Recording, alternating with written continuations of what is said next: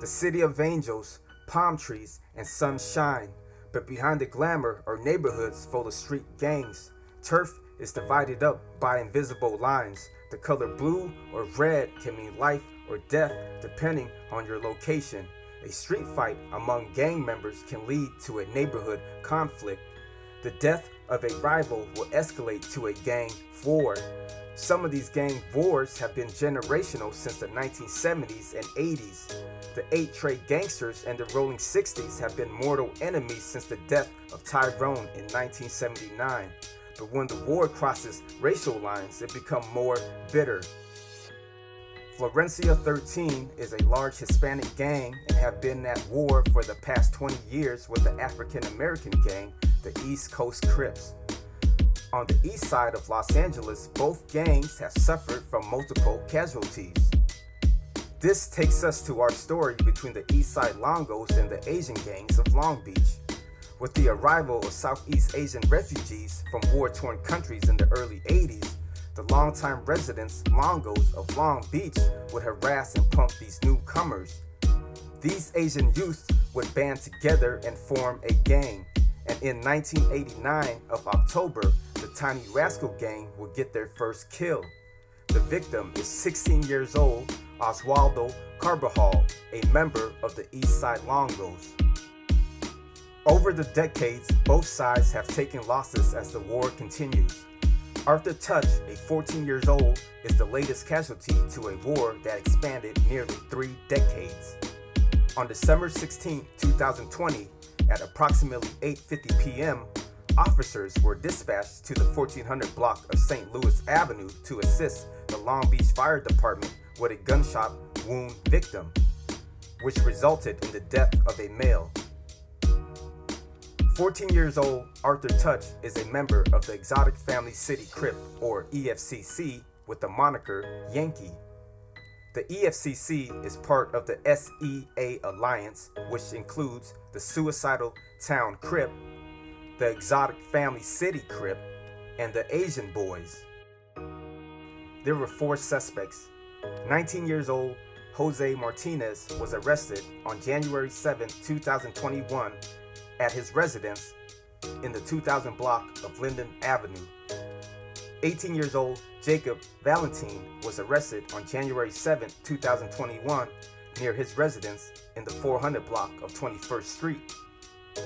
25 years old Junior Parra and 23 years old Ricardo Parra are brothers and were both arrested on January 8, 2021 by the California Highway Patrol in San Diego near the U.S. border into Mexico. The brothers were involved in a vehicle and foot pursuit with the California Highway Patrol after attempting to flee. All suspects are members of the East Side Longo Gang.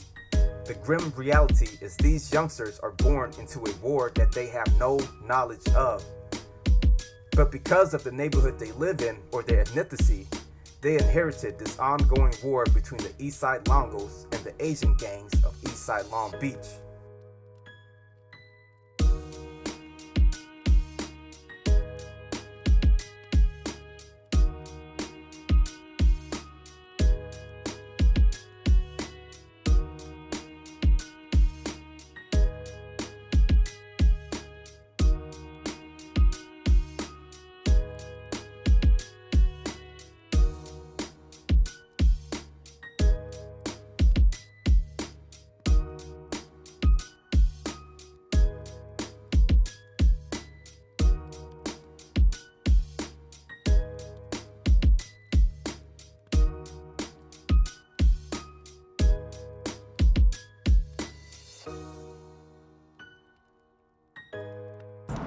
At about 7 o'clock this morning, our officers received a be on the lookout broadcast for a murder suspect traveling southbound on the freeway from Long Beach.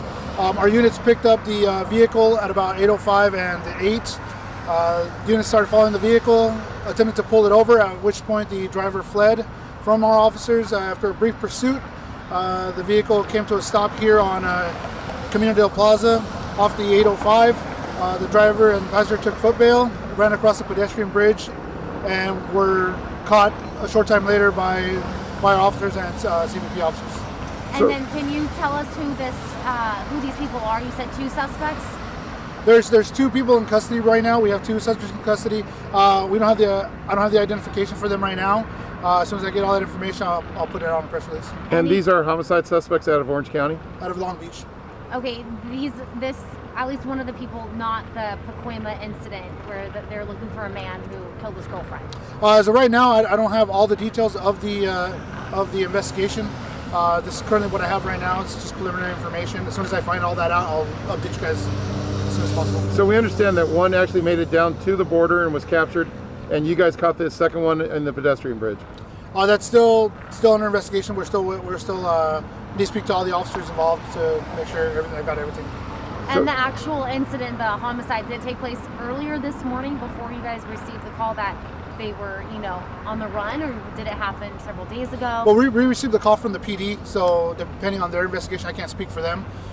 So around what time it happened for them, they're the ones that would be able to answer all those questions. So we understand they made a run for the border. The border got shut down, so they went the wrong way on the 5 before they ended up here at Camino de la Plaza.